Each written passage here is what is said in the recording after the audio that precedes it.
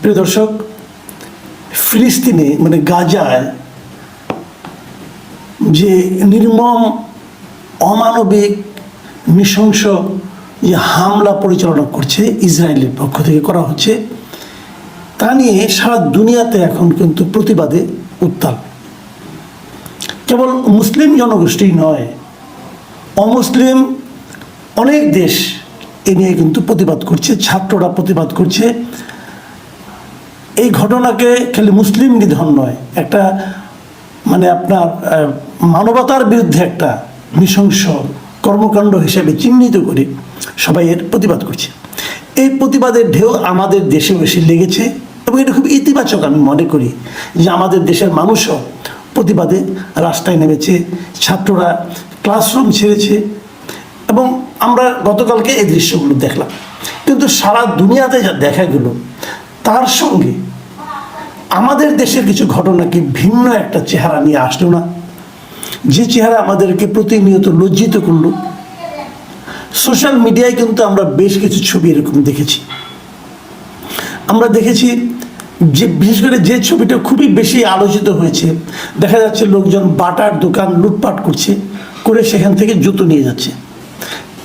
এর একটা স্থির চিত্র মানে খুবই ভাইরাল হয়েছে, আপনারাও দেখেছেন স্থির চিত্রটা, সোশ্যাল মিডিয়ায় দেখেছেন।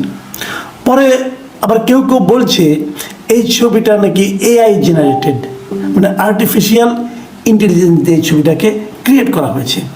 প্রশ্ন হচ্ছে যে এই ধরনের ঘটনা তো ঘটেছে, একটা ঘটনা যে ঘটেনি, কারণ আপনারা নিশ্চয়ই একটা ভিডিও দেখেছেন।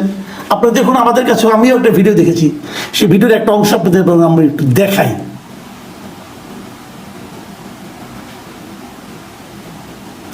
আপনারা এই যে ভিডিওর চিত্রটা দেখছেন, আপনারা এই ভিডিওটা এটা তো সত্য, এটা তো এআই জেনারেটেড না।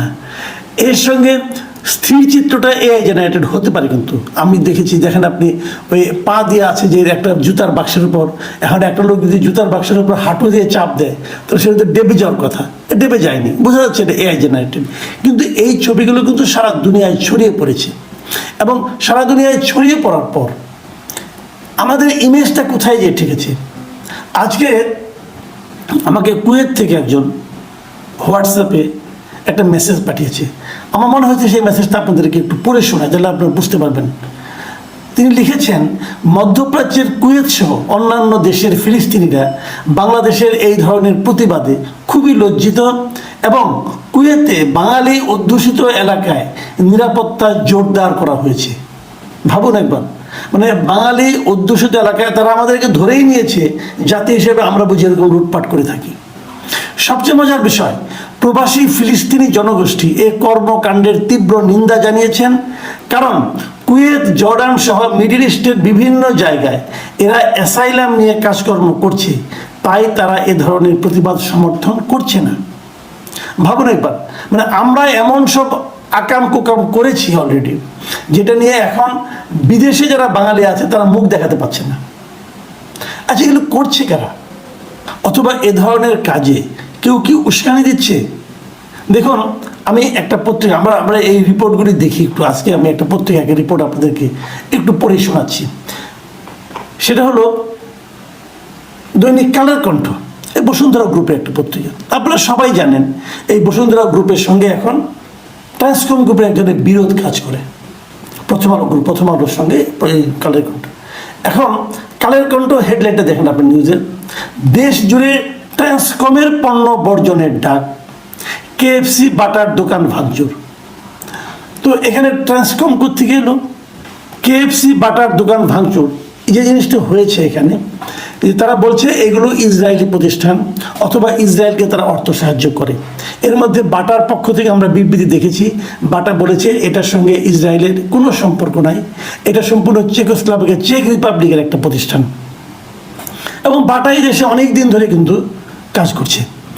এখন কেএফসি অথবা 7 আপ অথবা এদের কি সম্পর্ক আছে আমি এটা নিয়ে আলোচনায় এখন যাচ্ছি না, কিন্তু কথাটা হলো যে কালের কণ্ঠ কেন এখানে আবার ট্রান্সকমকে যুক্ত করলো? তা ট্রান্সকমের তো আরো অনেক পণ্য আছে, দেশ জুড়ে ট্রান্সকমের পণ্য বর্জনের ডাক, এই কথাটা আসলো করতে আর কিন্তু কেউ লেখেনি, এই বসুন্ধরার এই পত্রিকা ছাড়া আর কেউ লেখেনি এটা। তাহলে এই যে ধান্দাটা, এই ধান্দাটা কি সাংবাদিকতা হলো? এটা কোনো কাজের কাজ হলো? তার মানে কি ট্রান্সকমের পণ্য আরো ভাঙচুরের জন্য মানুষকে তারা উস্কে দিচ্ছে?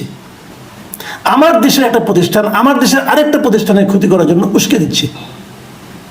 মানে কতটা নিম্ন রুচির হতে পারে? এই পত্রিকা যারা সম্পাদক মণ্ডলীতে আছেন, আমি তাদের রুচি তাদের পেশাদারিত্ব দেখে হতবাক হয়ে যাই। কেমন কথা? আপনার সঙ্গে তাদের একটা দ্বন্দ্ব থাকতেই পারে, সেই জন্য আপনি এর জন্য জার্নালিজমকে ইউজ করবেন? হয়েছে, অনেক জায়গায় কিন্তু হয়েছে, আমরা দেখেছি কালকে যে ঘটনাগুলো ঘটেছে। এভাবে ভাঙচুর করে আপনি কি ইসরায়েলের যে নৃশংসতা, ইসরায়েল যেভাবে আক্রমণ করেছে গাজায়, তাকে থামাতে পারবেন?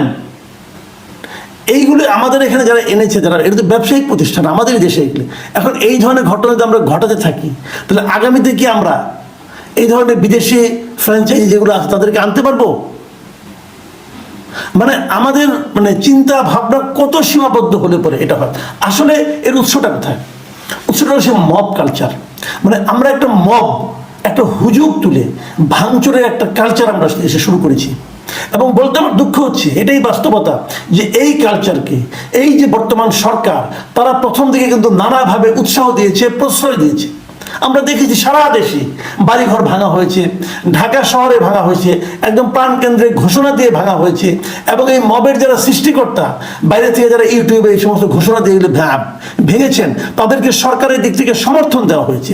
এখনো আমি দেখি, আমি গতকালকে একটা ঘটনা বলি, গতকালকে আমি একটা টক শোতে ছিলাম, সেখানে সরকারের একজন লোক, এই প্রধান উপদেষ্টা ডেপুটি প্রেস সেক্রেটারি একজন, তিনি 32 নম্বর ভাঙার পেছনে এখনো তিনি দায়ী করছেন যে এটাকে শেখ হাসিনা উস্কে দিয়েছিল। হ্যাঁ ঠিক আছে, শেখ হাসিনা উস্কে দিয়েছিল, আপনি শেখ হাসিনা বিচার করেন। কিন্তু কেউ যদি আপনাকে উস্কে দেয় যে তুমি যে ওই লোকটাকে খুন করো, আপনি খুনটা হতে দেবেন? এবং এর জন্য আপনি যে উস্কে দিয়েছে তাকে দায়ী করবেন? তাকে তো দায়ী করতে হবে, সে তো উস্কে দেওয়াটা ঠিক হয় না, এটা আমি মানলাম। কিন্তু যখন আমি দা নিয়ে একজনকে খুন করতে যাবো, আপনি আমাকে ফিরাবেন না? নাকি আপনি বলবেন যে আমি ফিরাবো না, ও উস্কাই দিল কোনো? এটা করবেন আপনি? এটা সরকারের কাজ। সরকারকে এখনো শুনেছেন এগুলির ব্যাপারে কোনো অ্যাকশন নিতে নেয়নি। ওইগুলি অ্যাকশন নেয়নি বলে তাদের মধ্যে একটা ধারণা তৈরি হয়েছে। এই যে তথাকথিত তৌহিদি জনতা, যারা নিজেদেরকে তৌহিদি জনতা হিসাবে প্রচার করছে, তাদের মধ্যে একটা ধারণা হয়েছে এগুলো অবাধে করা যায়, কেউ কিছু বলে না। আমি সরকারকে এক জায়গায় ধন্যবাদ দেবো। ধন্যবাদটা কোথায় দেবো? সরকার এবার কিন্তু এই ঘটনার প্রেক্ষিতে সরকার এবার কিন্তু একটা ব্যবস্থা নিতে শুরু করেছে। সেই শুরুটা হলো, অনেককে এর মধ্যে গ্রেপ্তার করা হয়েছে। আমি দেখলাম খুলনার ঘটনায় মোটামুটি বেশ কয়েকজনকে অলরেডি কিন্তু গ্রেপ্তার করা হয়েছে, প্রায় সব মিলে 49 জনকে গ্রেপ্তার করা হয়েছে খুলনা এবং সিলেটের ঘটনায়।